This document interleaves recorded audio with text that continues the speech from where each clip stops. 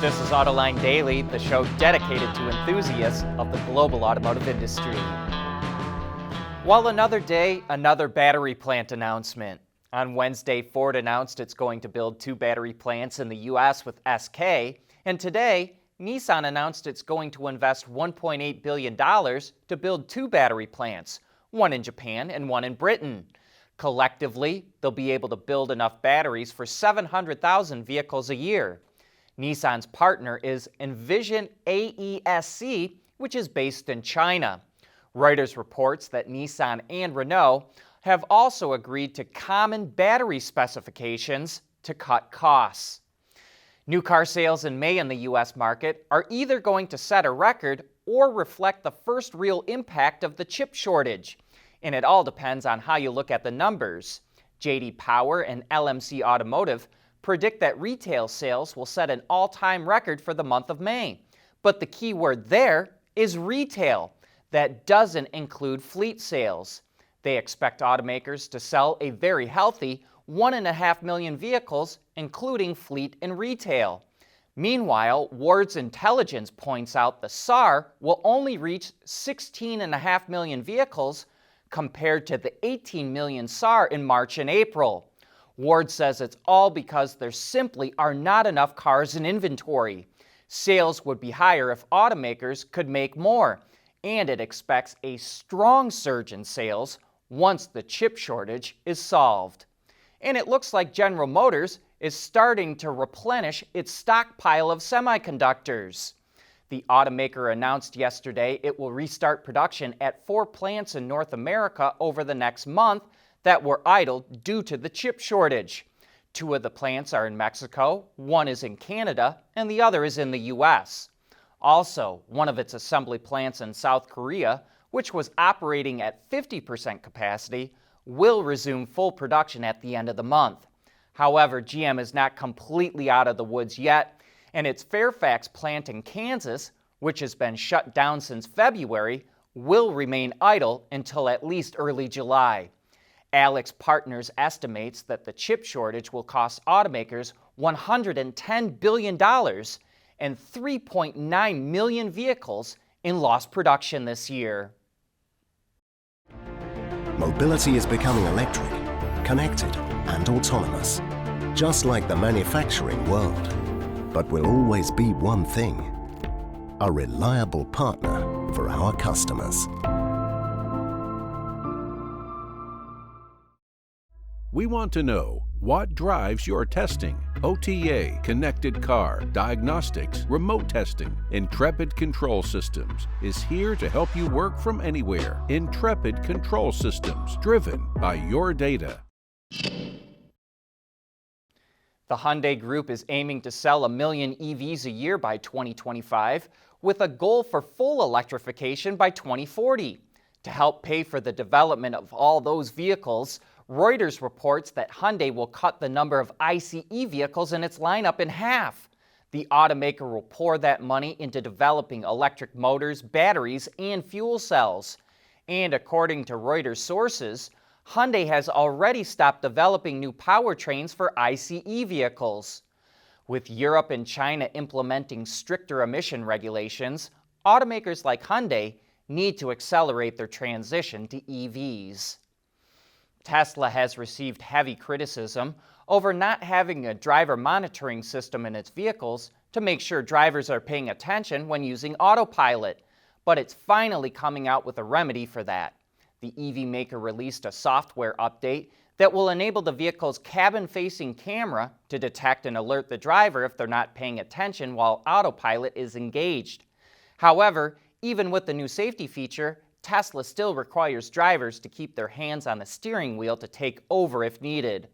While it may be a little late, we are happy to see the company address this issue. And here's a new company we'd never heard of before, Spur Autotech. It was just founded last year by Sberbank, a large state-owned bank that's headquartered in Russia. Its focus is on transport, IT services, unmanned technologies, and automotive, and is showing off a new mobility shuttle called Flip. It's built on a modular architecture that can accommodate a number of body types and powertrains, including electric, gas, and hydrogen. The one seen here is electric and powered by a single electric motor that's fed via a swappable battery pack. As you probably guessed, it's autonomous and has enough space to carry up to 6 people comfortably. The company is currently bench testing prototypes on a closed track in Moscow, so it'd be a while before we ever see one in operation. Rolls-Royce is letting everyone know that it wants true one-off coach-built vehicles to become a permanent fixture of its product portfolio by showing off this beautiful car called the Boat Tail that's based on the Phantom platform. Commissioned by a couple that's no stranger to the brand, it's easy to see how this car got its name. And it's just so well proportioned. Everything seems to be just where it's supposed to be.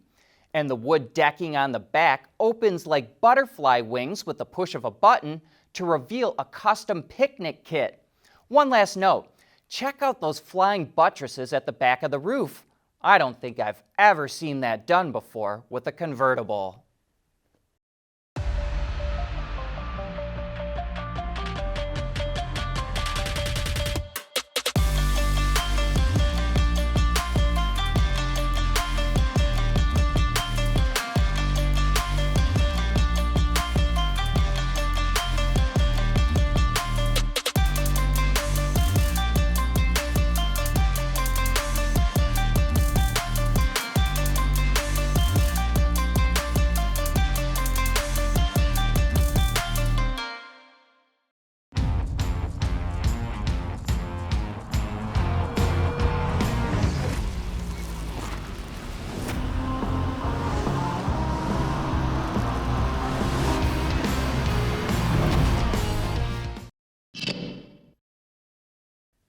I'm always amazed at VW's MQB architecture, at how much the company can stretch and manipulate it to turn out a wide variety of vehicles that still handle good to really good. It underpins everything from an Atlas to an Audi TT, and this week's latest test vehicle, the Golf GTI. And it was easy to see why this vehicle is always taking home awards. There's no better sporty vehicle that can match the hatchback's usable space. It's powered by a 2-liter turbo 4-cylinder that makes 228 horsepower. There's a little bit of lag, but oh buddy, once that turbo spools up, hold on because it takes off. It's even better if you're on a nice stretch of twisty road where you can keep the RPMs up. Volkswagen engineers did a fantastic job of tuning this chassis. Even though it's front-wheel drive, the Golf GTI feels really well balanced in the corners, which helps give you confidence as the driver that you can stick it into any turn. The seats are sporty enough to keep your butt firmly planted, but not so much that it crushes your kidneys or makes your legs go numb after an hour of driving. A leather-wrapped steering wheel with crossed, contrast stitching, which is picked up on other parts of the interior, also provides a nice feel for the driver. The only complaint that we had about our test car is that it had the dual clutch automatic instead of the manual transmission. I know the dual clutch is probably faster, but the engine was just too sweet to not want to row through the gears. And as we know, there's times when DCTs can be herky-jerky, so the manual would have made the experience a bit smoother. Price for our tester came in right around $37,000. That does seem a little on the high end. You can get a Hyundai Veloster N for less money, for example, but you're not going to rattle your teeth out in the process like you would with the stiff suspension of the N. And a quick note before I sign off.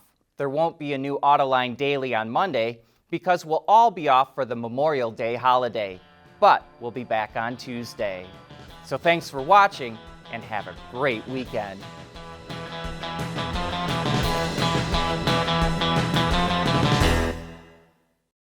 Autoline Daily is brought to you by Bridgestone, solutions for your journey, Intrepid Control Systems, over-the-air engineering, boost your game, Scheffler, we pioneer motion, and by Magna. Ward's is the industry leader for news, data, and analysis. That's why companies across the globe subscribe to our premium service, maybe even your own. Log in for subscriber access now. Check your company's intranet for details and rely on wardsauto.com to keep you informed.